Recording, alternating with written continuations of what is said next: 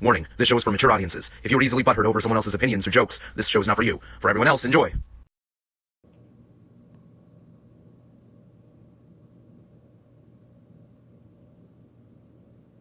Zardoz? Zardoz? Zardoz? Zardoz! What? I'm trying to watch porn! Don't you think it's time to start another episode? Why? What day is it? Aw, shit! Hello everyone, my name is Zardoz the Zebra, the penis is bad, the gun is good, and welcome to the very first Season 1, Episode 5! And I'm here at my very first furry convention! MetFit Fur Meet! Yay! Well, let's get this meeting started. Where the fuck is everybody? Okay, well, meeting adjourned. So, we're here at the hotel room that we are staying in. Let's check out some of the room artwork. This one's called Tree of Depression. Now, this one truly speaks to me. This one's titled, You're Gonna Die. Okay, so that was the only footage that I got from MetFit Fur Meet. But can you really blame me? I mean, there was so much to do. Okay, so I've asked all of you, how long should my videos be? Should they be 5 minutes, 10 minutes, 20 minutes, 30 minutes? And one person said a very specific time. 4 minutes and 20 seconds. Gee, I wonder why that is. Well, I guess it'll always be a mystery. Now, luckily for me, there was an actual YouTube panel at the MetFit Fur Meet. And I asked everyone, hey, what time should I actually have my videos? And they said, a vast majority said 10 to 15 minutes. And so that's what I'm going to focus on. Oh, and speaking of time, here is a very unprofessional, very quick interview with another furry. Yay! What the fuck? Who are you? Oh, I'm Patches. Hi. Hi, Patches. Hi. So, tell me a little bit about yourself. Well, I'm a plush cat come to life with a little bit of dragon in me. So, Plush cat? Yeah. Okay, with a little bit of dragon in you? Yeah. Don't worry, I don't bite hard. Ah, okay. I'll keep that in mind. Well, I also dance, so you might have seen me on stage before a couple of times at TFF. Okay, you're a dancer and you've been on TFF, okay? Yeah. I will definitely have a link in the description below, so that way you can see this talented SOB. Would you like to elaborate on anything else? Well, I'm not sure. You're not sure? No problem, no problem. Alright, well, thank you so much for being on the show. Yeah. Okay, yeah. When it comes to interviews, I don't know what the fuck I'm doing. Speaking of not knowing what the fuck they're doing, we have a sponsor! Zebra Cakes! Thanks to Stallions, each cake is filled with a creamy center. Who knows, the next cake you bite into, you may get a little bit of me in you. Zebra Cakes is by Little Diabetes.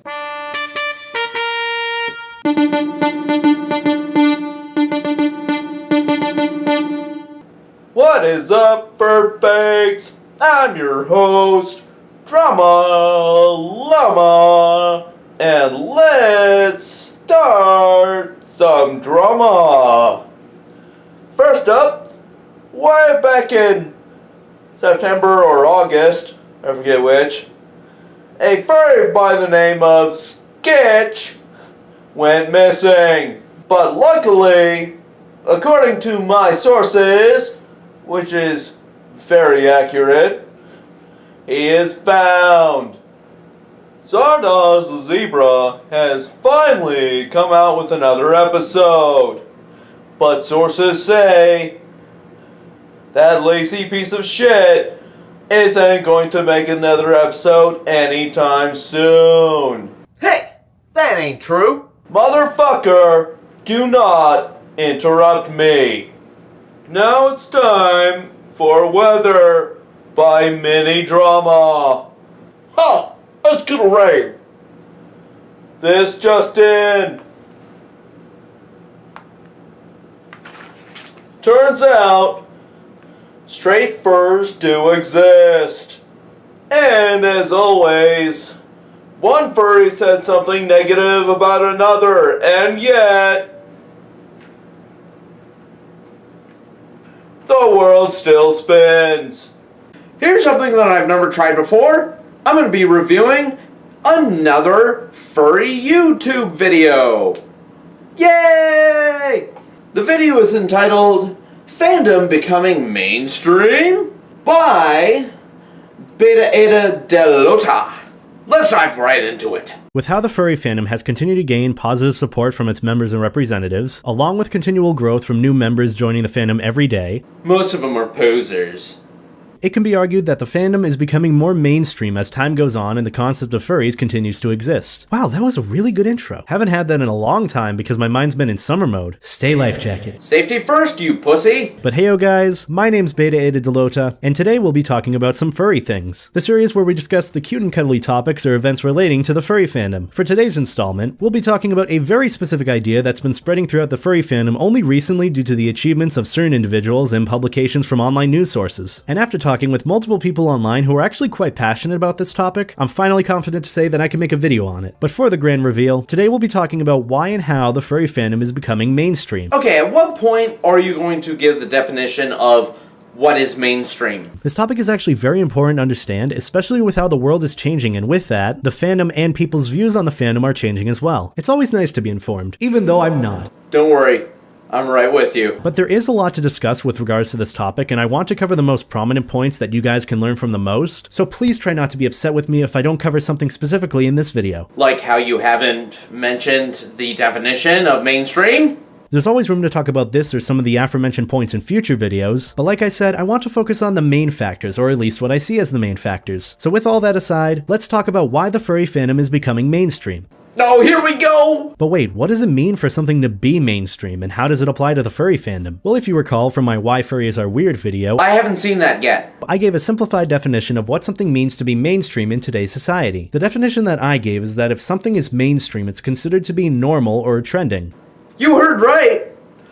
Jerking off to anthropomorphic animal porn is normal and cool. The idea is that because the furry fandom is what it is, a group of people with a similar interest in cute and cuddly cartoon animals that represent them in some way, That stance totally screams cute and cuddly. which is very different from current societal norms, people may see the entire concept of furries to be weird or not at all mainstream, which is reasonable. But here's the thing, even if the furry fandom may not be at all mainstream, there's always that lingering word becoming that denotes why or how the fandom is slowly but surely decreasing as an abnormal community of people. It's kind of like the idea behind Damon John's The Power of Broke, where if you're at the bottom with nothing more to lose, you have everything to gain. And although I don't see the furry fandom as being at the lowest possible point, we do have all the more to gain in the idea of becoming mainstream. Soon we will be many. We will infect the majority of the population. We aren't already.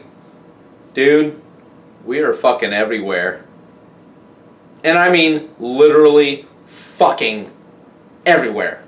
I wonder if people will at all laugh at that. Wait a minute, I'm not funny. What am I talking about? So the first and most obvious reason why the fandom is becoming mainstream is because the fandom itself is growing in membership. It kind of just makes sense that more people are learning about the furry fandom every day and in turn may be attracted to what it has to offer. This overall growth is evident by the number of furry convention attendees increasing at an exponential rate over the years of the furry fandom existing. And yes, I did just claim that correlation is equal to causation. Quartz Husky, you can fight me. As an example, Anthrocon 2018 almost reached the highest attendance of any furry convention with about 8,400 attendees, while MFF 2017 sits as the biggest convention currently at 8,700 attendees, which I have no doubt they'll at least hit 9,000 this year. This increase in fandom activity also shows by the amount of new furry conventions, fur meets, and fur bowls being put together by fandom members all across the US, Canada, and other countries around the world. I'm looking at you, MicroFurCon. Please happen, I'm lonely in Massachusetts. Then move out of the fucking thing.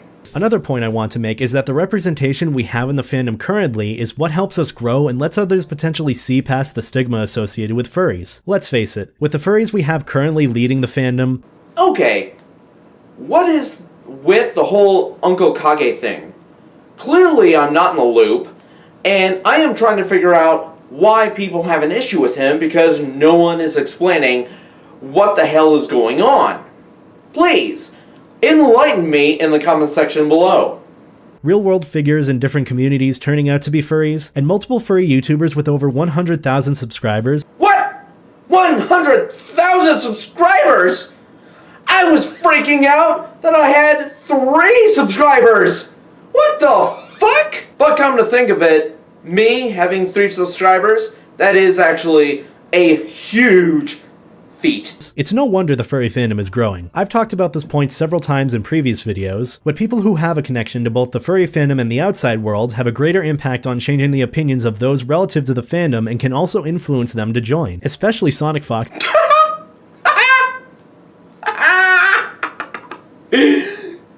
His name is Sonic Fox. Priceless. Who just won another EVO Championship Series. My point is being proven, guys! Even outside of the representatives we have, the furry fandom itself is an overall positive and loving environment. I think it's fair to say that the amount of fandom members that show constant love and support for others make up the majority of the furry population. Like, come on, the furry version of a handshake is a big fluffy hug. Even if that's odd for most normal people, the intention is to embrace someone and show them love. I could go for some of those right now, to be honest. Never gonna get it, never gonna get it, never gonna get it, never gonna get it, never gonna get it, never gonna get it, never gonna get it. Even delving a bit further, this idea goes into the concept about how every hobby or interest has some negative aspects or traits that can bring down the overall reputation. It's the idea that there is no perfect group of people with a similar interest because everyone is different in some way, shape, or form. Well, no shit, Sherlock. Despite this, the overall good that the furry fandom embodies outweighs the negative aspects. We may have a very bad stigma placed on us with being furries. Pray tell, what stigma are you talking about? But the good we've done for others both in and out of the furry fandom has slowly but surely helped with that. We have countless charities that we sponsor during our conventions, we have fur meets or events where furries can give back to the community while also being who they are, and we're welcoming to anyone who wants to join the fandom. Well, that's all I'm going to cover on that video. If you want to see the entirety of Are Furries Becoming Mainstream? The link will be in the description below. Overall, I liked it. It was very entertaining. And oh my god, I cannot believe that I actually have gotten fan artwork. Check it out! I freaking love it. The Zebra Operation Outpost is a go. Come join the zoo. Together, we can rule the world.